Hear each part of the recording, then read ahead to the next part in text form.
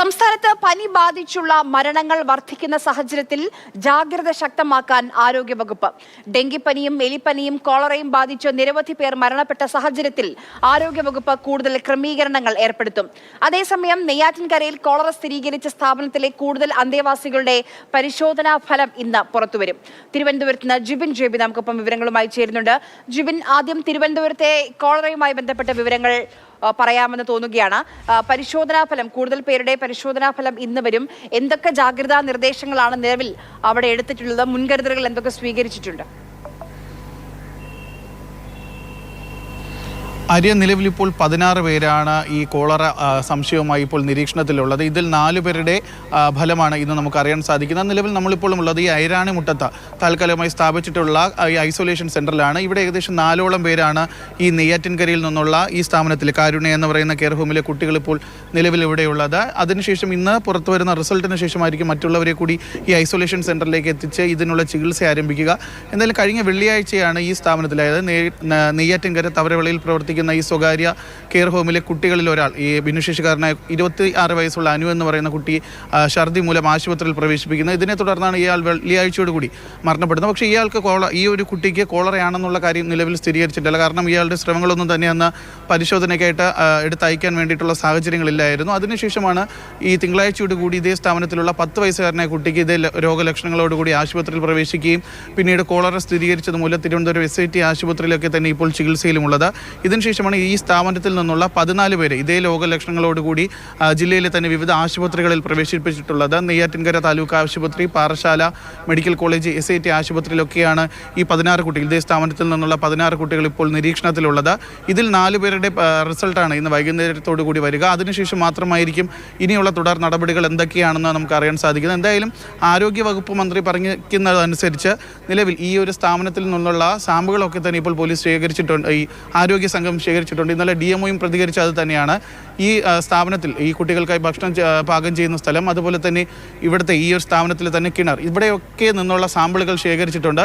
ഏറ്റവും എടുത്ത് പറയേണ്ട ഒരു കാര്യം, ഈ സ്ഥാപനത്തിന് സമീപത്തുള്ള ഒരു തോട്ടിൽ നിന്ന് കഴിഞ്ഞ കുറച്ച് ദിവസങ്ങൾക്ക് മുമ്പ് മീനുകളൊക്കെ തന്നെ ചത്തു പൊങ്ങിയിരുന്നു. ആ ഒരു സാഹചര്യം കൂടി കണക്കിലെടുത്തുകൊണ്ട് ഇവിടെ നിന്നാണോ മലിനജലം ഈ കിണറ്റിലേക്ക് എന്തെങ്കിലും ഇറങ്ങിയിട്ടുണ്ടോ എന്നുള്ള ഒരു കാര്യമൊക്കെ തന്നെ ഇപ്പോൾ സംശയത്തിലാണ്. അതുകൊണ്ട് തന്നെ അവിടെ നിന്നുള്ള സാമ്പിളുകളും ഹോസ്റ്റലാണ്. ഹോസ്റ്റൽ ഇപ്പോൾ അടച്ചുപൂട്ടിയിട്ടുണ്ട്. പക്ഷെ ഇപ്പോഴും സോഴ്സ് ഏതാണ്, ഈ കോളറ വരാൻ ഈ കണ്ടാമിനേറ്റഡ് ആയിട്ടുള്ള ആ സോഴ്സ് ഏതാണെന്ന് കണ്ടെത്തിയിട്ടില്ല. അതിന്റെ പരിശോധന ഏത് രീതിയിലാണ് മുന്നോട്ട് പോകുന്നത്? ഈ നെയ്യാറ്റിൻകരയ്ക്ക് സമീപം തവരവിള എന്ന് പറയുന്ന പ്രദേശത്തുള്ള ഒരു സ്വകാര്യ ഭിന്നശേഷിക്കാരെ കുട്ടികളെയൊക്കെ തന്നെ പാർപ്പിച്ചിരിക്കുന്ന ശ്രീ കാരുണ്യ എന്ന് പറയുന്ന ഒരു ചാരിറ്റബിൾ ട്രസ്റ്റിൻ്റെ കെട്ടിടത്തിലാണ് ഈ കുട്ടികൾക്ക് ആദ്യമായി ഇപ്പോൾ ഈ കോളറ സ്ഥിരീകരിച്ചിരിക്കുന്നത്. നിലവിൽ ഇവിടെ ഈ സ്ഥാപനം അടച്ചുപൂട്ടിയിട്ടുണ്ടെങ്കിലും ഇവിടെ നിന്ന് കുട്ടികളെയൊക്കെ തന്നെ വീട്ടിലേക്ക് കൊണ്ടുപോകാനൊന്നും ഇല്ലാത്ത ഏകദേശം 26ഓളം കുട്ടികളൊക്കെ തന്നെ ഈ കെട്ടിടത്തിൽ ഇപ്പോഴും നിലവിലുണ്ട്. ഈ ഒരു കോളറ വന്ന വഴി എങ്ങനെയാണെന്നുള്ള കാര്യം ഇതുവരെ ആരോഗ്യവകുപ്പിന് സ്ഥിരീകരണമൊന്നും ഉണ്ടായിട്ടില്ല. കാരണം ഈ തിങ്കളാഴ്ച മാത്രമാണ് ഈ 10 വയസ്സുകാരനായ കുട്ടിക്ക് കോളറ സ്ഥിരീകരിച്ചിരിക്കുന്നത്. വെള്ളിയാഴ്ചയോടുകൂടി മരണപ്പെട്ട ആളിന് കോളറയാണെന്നുള്ള കാര്യമൊന്നും തന്നെ ഇതുവരെയും സ്ഥിരീകരിക്കാൻ കഴിഞ്ഞിട്ടില്ല. കാര്യം ഇദ്ദേഹത്തിൻ്റെ മരണസമയത്തൊന്നും തന്നെ ഈ സാമ്പിളുകൾ ശേഖരിക്കാത്തത് കൊണ്ട് ഈ ഒരു മരണം കോളറ ബാധിച്ചിട്ടാണോ എന്നുള്ള കാര്യമൊന്നും തന്നെ അന്ന് ആരോഗ്യവകുപ്പ് അറിഞ്ഞിട്ടില്ല. അതുകൊണ്ടാണ് ഈ കഴിഞ്ഞ ദിവസത്തോടു കൂടി ഈ കഴിഞ്ഞ തിങ്കളാഴ്ച തിങ്കളാഴ്ച ഈ കോളറ സ്ഥിരീകരിച്ച കുട്ടിയുടെ സ്രവഫലം സാമ്പിൾ എടുത്തതിന് ശേഷമാണ് ഇത് കോളറ സ്ഥിരീകരിക്കുന്നത്. അതിനുശേഷമാണ് ഈ ഒരു സ്ഥാപനത്തിലൊക്കെ തന്നെ എത്തുകയും പരിശോധനകൾ നടത്തിയും ഇവിടെ നിന്നുള്ള സാമ്പിളുകളൊക്കെ തന്നെ ശേഖരിക്കുകയും ചെയ്തത്. അതുകൊണ്ട് ഇനിയാണ് ഈ സാമ്പിളിൻ്റെയൊക്കെ തന്നെ പരിശോധനാ ഫലം വന്നതിന് ശേഷം മാത്രമേ എങ്ങനെയാണ് ഈ ഒരു കോളറ സ്ഥിരീകരിച്ചത് എന്നുള്ള കാര്യമൊക്കെ തന്നെ ഇനി മനസ്സിലാവുകയുള്ളൂ.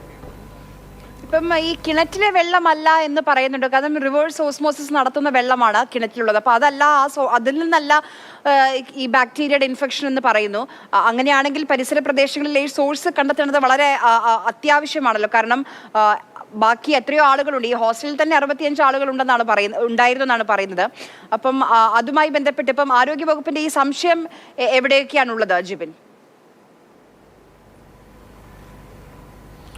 ആര്യ, ഏറ്റവും ആരോഗ്യവകുപ്പിന് സംശയം എന്ന് പറയുമ്പോൾ ഇതിൽ പല കുട്ടികളും സമീപകാലത്തൊക്കെ തന്നെ ഇവരുടെ വീടുകളിൽ പോയിട്ട് തിരിച്ചു വരുന്ന ഒരു സാഹചര്യം ഉണ്ടായിരുന്നു. അതുകൊണ്ട് തന്നെ അവിടെ നിന്ന് എന്തെങ്കിലും കൊണ്ടുവന്ന ഭക്ഷണത്തിൽ നിന്നാണോ ഈ ഒരു അസുഖം പടർന്നത് എന്നുള്ള ഒരു കാര്യം ഇപ്പോൾ പരിശോധിക്കുന്നുണ്ട്. മറ്റൊരു കാര്യം എന്ന് പറയുമ്പോൾ ഇവർ എല്ലാവരും ഈ ഒരു കെയർ ഹോമിൽ തന്നെയാണ് താമസം, അവിടെ നിന്നുള്ള ഭക്ഷണം തന്നെയാണ് കഴിക്കുന്നത്. അപ്പോൾ ഈ ഭക്ഷണം പാകം ചെയ്യുന്നതിൽ നിന്ന് പുറത്തുനിന്ന് വാങ്ങിയ മത്സ്യത്തിലോ അതുപോലെ തന്നെ എന്തെങ്കിലും പാനീയത്തിൽ നിന്നോ ആകാം ഈ കുട്ടികളിലേക്ക് ഈ കോളറ പകർന്നതെന്നാണ് മറ്റൊരു സംശയം നിലനിൽക്കുന്നത്. എന്തായാലും ഇവിടെ നിന്നുള്ള എല്ലാ സാമ്പിളുകളും ഇപ്പോൾ ആരോഗ്യവകുപ്പ് ശേഖരിച്ചിട്ടുണ്ട്. ഏറ്റവും എടുത്തു പറയേണ്ട കാര്യമെന്ന് പറയുമ്പോൾ ഇതിൽ നിന്ന് പല കുട്ടികളും ഇപ്പോൾ നിലവിൽ അവരുടെ വീടുകളിലേക്കാണ് പോയിട്ടുള്ളത്. അതിൽ ഏതെങ്കിലും ഒരു കുട്ടിക്ക് ഇത്തരത്തിൽ കോളറയുടെ ലക്ഷണങ്ങളുള്ള കുട്ടിക്ക് കോളറ സ്ഥിരീകരിക്കുകയാണെന്നുണ്ടെങ്കിൽ ഇതൊരു വൈഡ് സ്പ്രെഡിലേക്ക് പോകുമോ എന്നുള്ള ഒരു സംശയം ആരോഗ്യവകുപ്പിനുണ്ട്.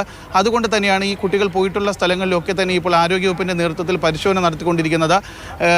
ആദ്യം മരിച്ച ഈ അനു എന്ന് പറയുന്ന നെടുമങ്ങാട് തുള്ളിക്കോട് മലയടി സ്വദേശിയായിട്ടുള്ള 26 വയസ്സുകാരനായ അനുവാണ് കഴിഞ്ഞ വെള്ളിയാഴ്ച മരണം സംഭവിച്ചിരുന്നത്. പക്ഷേ ഈ കുട്ടിക്ക് കോളറയുടെ രോഗലക്ഷണങ്ങൾ ഉണ്ടെങ്കിൽ പോലും കോളറ സ്ഥിരീകരിക്കാനായിട്ടില്ല. കാരണം നേരത്തെ പറഞ്ഞതുപോലെ തന്നെ സാമ്പിളുകളൊന്നും തന്നെ അന്ന് പരിശോധനയ്ക്ക് എടുത്തിരുന്നില്ല. എന്തായാലും കോളറ ബാധിച്ച് തന്നെയാണ് ഈ അനു മരിച്ചിരിക്കുന്നതെന്നാണ് ആരോഗ്യവകുപ്പിൻ്റെ ഒരു സംശയം എന്ന് പറയുന്നത്. അങ്ങനെയാണെന്നുണ്ടെങ്കിൽ 2017 ശേഷമുള്ള ആദ്യത്തെ കോളറ മരണം കൂടിയാണ് സംസ്ഥാനത്തത്.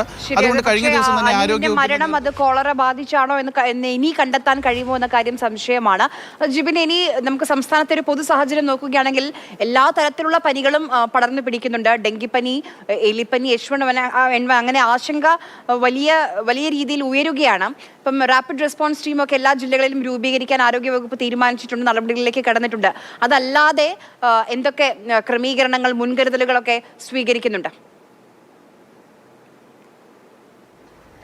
കഴിഞ്ഞ കുറച്ച് ദിവസങ്ങളായി തന്നെ സംസ്ഥാനത്ത് പനി വലിയ രീതിയിൽ വ്യാപിച്ചുകൊണ്ടിരിക്കുകയാണ്. നമുക്കറിയാം ഓരോ ദിവസവും 10,000-ന് മേളിലാണ് പനി റിപ്പോർട്ട് ചെയ്തുകൊണ്ടിരിക്കുന്നത്. അതുപോലെ തന്നെ മരണവും ഏകദേശം 10-നോട് അടുത്തുകൊണ്ടിരിക്കുകയാണ്. അതുകൊണ്ട് തന്നെയാണ് ആരോഗ്യവകുപ്പ് ഏറ്റവും പ്രധാനപ്പെട്ടത് ആരോഗ്യവകുപ്പ് മന്ത്രി വീണ ജോർജിൻ്റെ നേതൃത്വത്തിൽ തന്നെ കഴിഞ്ഞ ദിവസം മീറ്റിംഗ് കൂടുകയും എങ്ങനെയാണ് ഈ പനികൾ തടയേണ്ടത്, അല്ലെങ്കിൽ ഈ വർദ്ധിച്ചുകൊണ്ടിരിക്കുന്ന രോഗികൾ ഏറ്റവും ഒടുവിൽ നമുക്കറിയാം നമ്മുടെ സംസ്ഥാനത്ത് തിരുവനന്തപുരം ജില്ലയിൽ തന്നെ ഒരു ദിവസത്തെ പനി കണക്കെന്ന് പറയുന്നത് തന്നെ വളരെയധികം ഞെട്ടിക്കുന്നതാണ്. അതുകൊണ്ട് തന്നെ ഇത്തരത്തിൽ വളരെ വലിയ രീതിയിൽ വ്യാപിച്ചുകൊണ്ടിരിക്കുന്ന പനി എങ്ങനെ നേരിടാം? പ്രധാനമായി എലിപ്പനി അതുപോലുള്ള പനികളൊക്കെ തന്നെ കഴിഞ്ഞ കുറച്ച് നാളുകളായി നമ്മുടെ നാട്ടിൽ വലിയ രീതിയിൽ കൺട്രോൾ ചെയ്ത് പൊയ്ക്കൊണ്ടിരുന്നതാണ്. പക്ഷേ അതുമൊക്കെ തന്നെ ഇപ്പോൾ വലിയ രീതിയിൽ വ്യാപിച്ചുകൊണ്ടിരിക്കുകയാണ്. അതുകൊണ്ട് തന്നെയാണ് ഈ റാപ്പിഡ് റെസ്പോൺസ് ടീമിൻ്റെയൊക്കെ തന്നെ നേതൃത്വത്തിൽ ഈ പനി തടയുന്നതിന് വേണ്ടിയിട്ടും ആശുപത്രികളിലേക്ക് എത്തുന്ന രോഗികൾ ഇവരുടെ വന്ന സോഴ്സൊക്കെ തന്നെ കൃത്യമായി പരിശോധിക്കുകയും ചെയ്തുകൊണ്ടിരിക്കുന്നത്. എന്തായാലും സംസ്ഥാനത്ത് പനി H1N1 ഉൾപ്പെടെയുള്ള പനികൾ വലിയ രീതിയിൽ ഇപ്പോൾ വ്യാപിച്ചുകൊണ്ടിരിക്കുകയാണ്. അത് തടയാൻ വേണ്ടിയിട്ടുള്ള പൂർണ്ണ സജ്ജമായി തന്നെയാണ് ആരോഗ്യവകുപ്പും അത്തരത്തിലുള്ള നീക്കങ്ങളുമായി ഇപ്പോൾ മുന്നോട്ട് പോയിക്കൊണ്ടിരിക്കുന്നത്. പക്ഷേ പനിക്കണക്കുകളൊക്കെ തന്നെ പുറത്തുവിടുന്നതിലും ആരോഗ്യവകുപ്പ് ഇപ്പോഴും ശ്രദ്ധ കാണിക്കുന്നില്ല. കഴിഞ്ഞ ദിവസത്തെയൊക്കെ തന്നെ കണക്ക് കഴിഞ്ഞ ഏകദേശം ഒരാഴ്ചത്തോളം 5 ദിവസത്തെ കണക്കൊക്കെ തന്നെയാണ് ഏറ്റവും ഒടുവിൽ പുറത്തുവിട്ടിട്ടുള്ളത്.